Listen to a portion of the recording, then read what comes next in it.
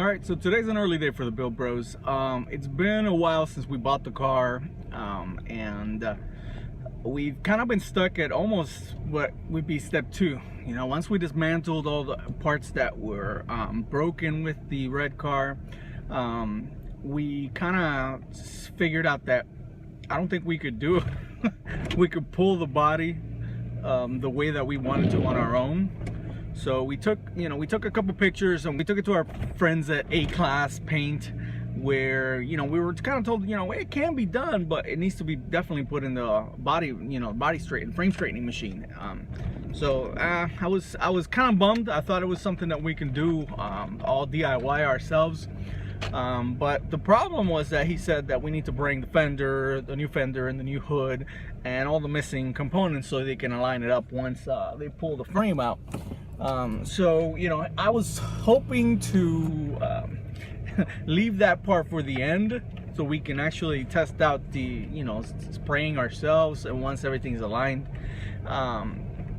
But it is what it is. So we're on our way. I'm actually on my way to meet my brother and my father, and hopefully we can get together and find a decent fender and a decent hood before the day's out, because we're kind of running short on time here.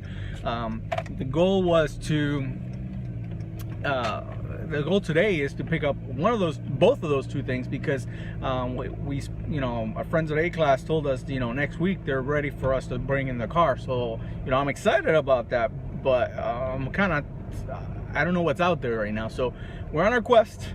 We're gonna hit up a few pull and pays junkyards. I know they have a good selection of them. My problem is I don't know what condition these things are in. So we're on our way, and wish us luck. We'll see how that turns out. We'll keep documenting as soon as we keep going. So we'll see.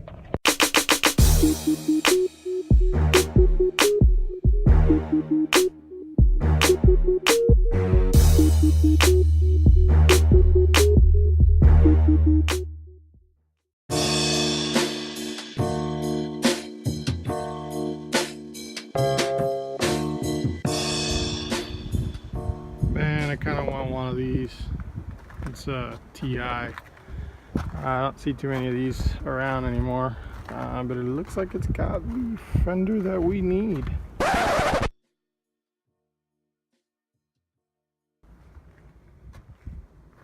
So I think we're in good shape.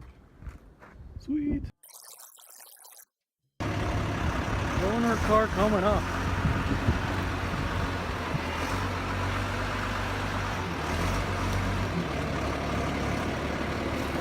Mission complete. All right, today is the day to call in the cavalry, because look, we got our new hood. I would say it's beautiful, but it's not really beautiful. And we got our brand new replica, right? Times are tough. So I put it all together, and then here's what happened. You can still see it's really sloping down. So and obviously that's still due from the apron issue that we couldn't really get fixed. We couldn't pull. So we are going to go to our friends at A-Class locally here, where hopefully they're gonna have some awesome news for me, and they're gonna say that yeah, we can yank that thing back into place, and then we will have a brand new car. Yeah. Hopefully without breaking the bank. So we're gonna tow this car over and cross our fingers, and let's see what happens from that point on. So.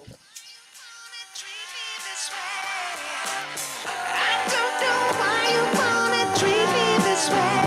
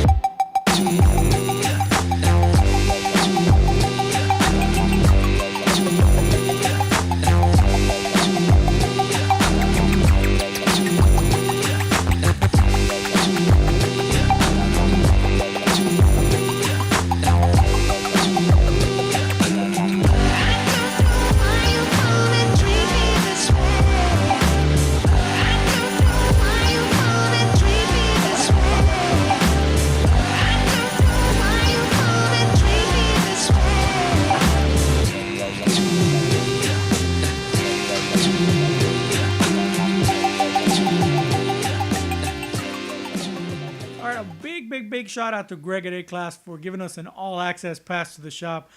We learned so much, and we also learned how we would never be able to do any of this at home with the tools that we've got. So thank you. And you're going to see we're going to share as much as we can through some of the key pieces of the project as they were happening.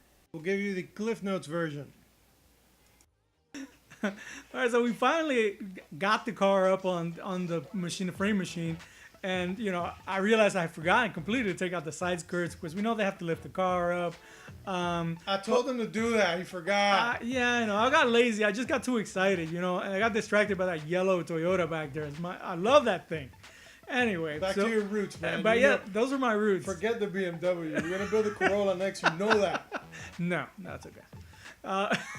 Anyway, so I didn't know anything about these. Again, this is the first time I see a frame machine. So when I saw them putting these chains on, I didn't know that the car actually had some hooks under it. You know, I've never wrecked a car. So, but then again, I kind of drive like grandma style. So that would explain why. Would you, right? I don't. Yeah, exactly.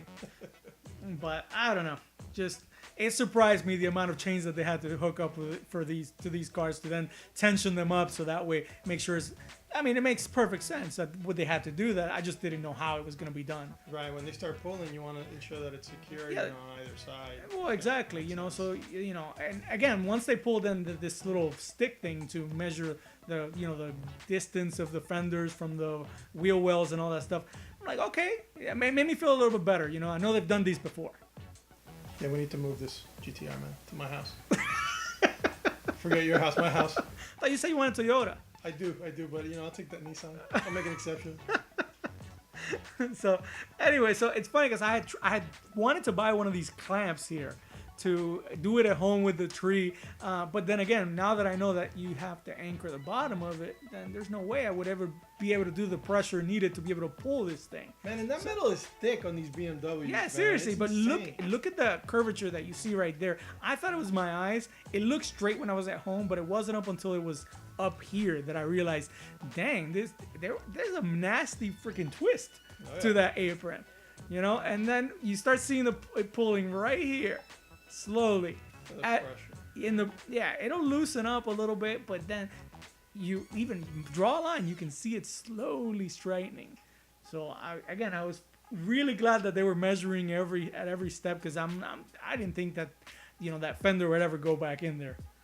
You know, not at all. I think around this time, I think it was like about a half-inch off or something like that. Do you remember? Yeah, I think it was about, I think so. But you know, and he was telling me that he was concerned with, you know, the line itself. So, you know, he said he's gonna get back to the line, the curvature of it. So, you know, he's like, okay, we have a little bit off, a little bit more, and right there you can see it, like right at that point, bam, it's like almost perfectly straight now. And it's funny because if you were to rewind this video, you're gonna see exactly where we started, you know.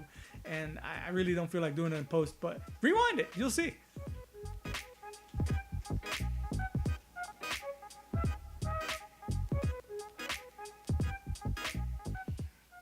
So it's funny because right here on this step, when I saw him hammering, I was really proud of the work I had done at home hammering this in. And he kind of laughed at me because because what I thought was straight, no, you know, this is why they have measuring tools, and you know, in the shop. Yeah, exactly. We can't eyeball this stuff, unfortunately. Yeah, exactly. When we did it with the tree and eyesight, it looked good, but no. And it's funny because I had the impression that he was gonna weld this up because but we didn't know how to weld. I think this was what exposed us and made us want to take a welding class, and we did right after this point. So yeah, we could do this Yeah, we can do it now. pretty easily. But hey, we got to start somewhere.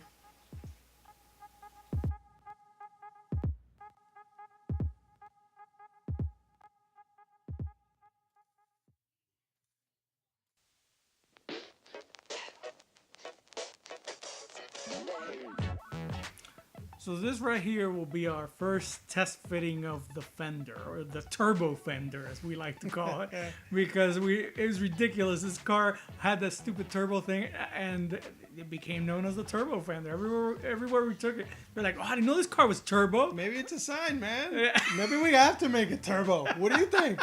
No, the only sign is that thing needs to get painted and turned red, just like that one. Turbo. So anyway, we like, this is the first time I saw it there. It actually looked like a done car. When the hood came down, I was super excited until I saw how much lower that everything went, and and realizing that the radiator bracket wasn't on. So now they have to go tackle that. So remove the bumper and check out the condition of the radiator support beam, where he was gonna make the decision to see if it was gonna be able to be straightened and or had to be cut and welded at this point. So I was kind of crossing my fingers that they didn't have to cut and weld anything, but just in case, I actually did buy just exactly a donor part from eBay. I yeah, think it was eBay. like, Yes, a couple exactly. bucks or whatever. But yeah, it wasn't bad, but I had it there just in case, because hey, you never know. But I was hopeful up until this point here. Yeah, we had to move the Supra, just gotta make sure nothing here was harmed. And the RX-7 was, Far enough. was far enough, yeah, that it would be out of harm's way. Even though it looks much closer there on the video than it really was. It really wasn't. No harm was done to some Japanese cars. Yes, no classics were harmed. So hey, I was excited here. That he was taking all these measurements, and again, going back to what I saw at the house, it looked like everything was gonna go in, but he decided that nope, it was beyond repair, so he was gonna cut it off and see if he could weld the new one on. So again, luckily we had that in our back pocket already, so he was gonna take a peek at it, and he said he was gonna see if we can notch it up here and line it up and make it a little stronger by once he cut it a little bit and flared it at the end, so that way he can actually stick it in kind of like a straw over another straw, the way that you do that setup. And it was really cool, seeing this in action. Again, it kind of gave us ideas of the tools that we need in the shop in the future. And no offense, definitely we're gonna keep using A-Class whenever we can, but we want to learn our own stuff too at some point. Now we don't plan to put out our own shop. Right. But again, it's humbling seeing this in action.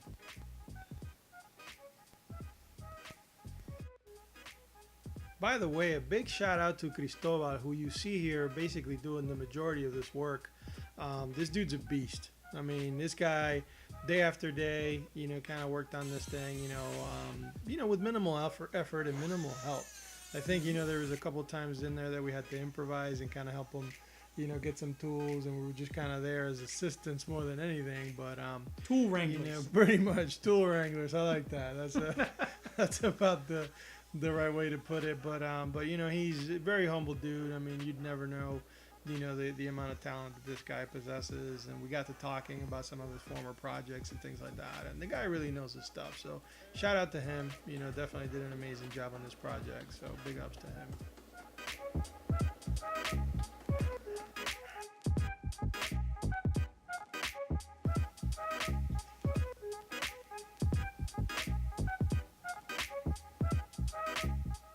Pretty awesome seeing it just kind of like a little glove there, boom, into place.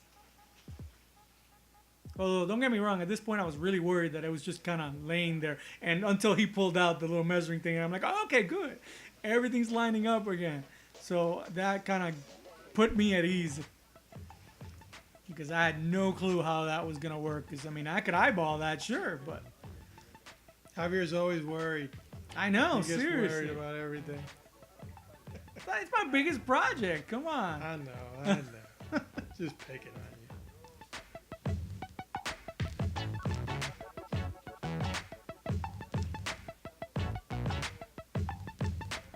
And there it is. I know he's measuring both sides. I think right after this, we found that the, it was almost where it needed to be, so we wanted to ensure it was where, we were going to definitely put it before we started welding again.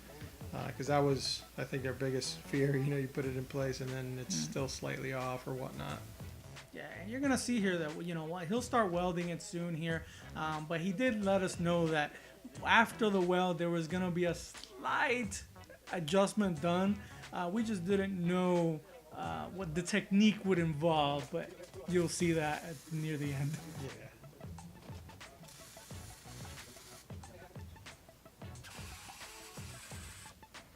Man, I want that grinder. The thing is so cool.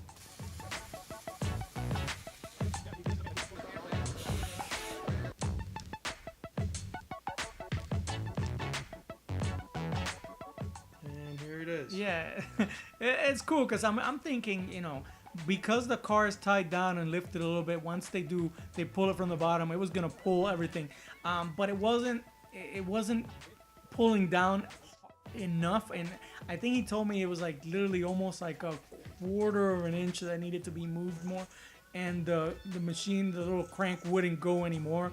So he's like, we're gonna have to nudge it a little bit. So we're like, okay, I don't know what you mean by nudging it here. So he measures again, and you're gonna Keep in mind that the steel is thick. yes, yeah, exactly. So I'm thinking, what else are you gonna do besides this gigantic pulley system? And there it is. He whips out the big BFG. so, and then that happens. It just explodes.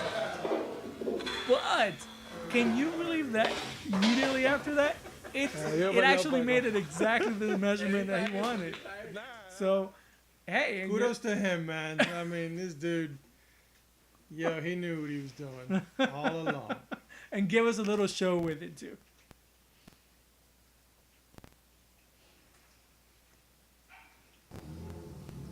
So there you see him enjoying his handiwork. And shortly after, I know we just kind of placed the parts off the camera. And look at that. That hood lined up beautifully. And his right here is a little preview of where we're heading next, and everything lines up beautifully, and now it's time for the reassembly process. So till next time, see you guys. Thanks for sticking around, and we'll see you shortly, I guess. Right? Yeah. All right.